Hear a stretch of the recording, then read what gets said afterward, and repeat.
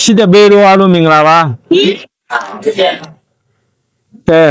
ကျွန်တော်စာမိုးဝေးရဲ့စီမင်းစည်းကက်များကိုတိတိကျကျလိုက်နာသွားရင်အာရုံစူးစိုက်မှုဖြင့်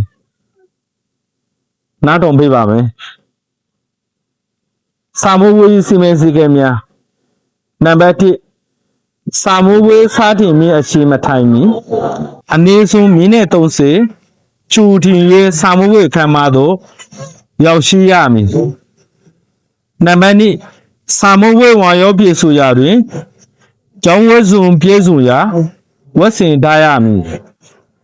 နံပါတ်3ပေါ်ပန်စာရေးကိရိယာများကိုသာအသုံးပြုရမည်ဖြစ်ပြီးစာအုပ်မှတ်စိုးစာရွက်မိုဘိုင်းဖုန်းelectronic ပစ္စည်းများကိုစာမိုးဝေးကဲအတွင်းယူဆောင်ခွင့်မပြုပါနံပါတ်4စာမိုးဝေးတွင်စာမိုးဝေးမိခွင့်နာမသက်ဆိုင်သောစာရွက်စာတမ်းများကိုအသုံးပြုခြင်းချိတ်ကျူးခြင်းအခြားဖြည့်ဆိုသူများနာပြောဆိုခြင်းများကိုလုံးဝမပြုလို့ရပါနံပါတ်5စာမိုးဝေးစားတင်ပြီးတော့ခွင့်မရှိပဲစာမိုးဝေးခံမှ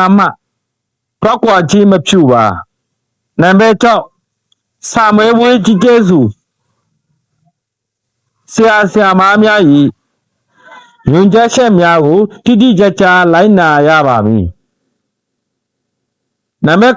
9စာမိုးဝေးစာရဲပေါ်တွင်မိမိအမည်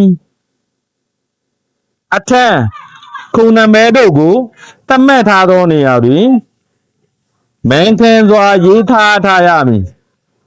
နံပါတ်10စာမိုးဝေးပြေဆိုရာတွင်စီမဲ့ခံမဲ့ကျူးမှုလေးစားမှုများကျူးလို့ပါကစာမိုးဝေးစီမင်းစည်းကမ်းအရအရေးယူမည်ဖြစ်ပါသည်နံပါတ်9စာမိုးဝေးပြည်စုံရှင်လွှာစာမိုးဝေးစာရွက်အဖြူတော်များအလုံးကိုစာမိုးဝေးကြီးကျယ်မှုထံစနစ်တကျပြန်လဲနိုင်ရမည်နံပါတ်10စာမိုးဝေးကမှတွင်တိုင်းရှင်တရဲနာသိမှုကိုတင်းတောင်းချောရပါမည်ပုံကျောင်းဆရာကြီးဘောလင်းဟိုရီဇွန်အထရင်ကျောင်း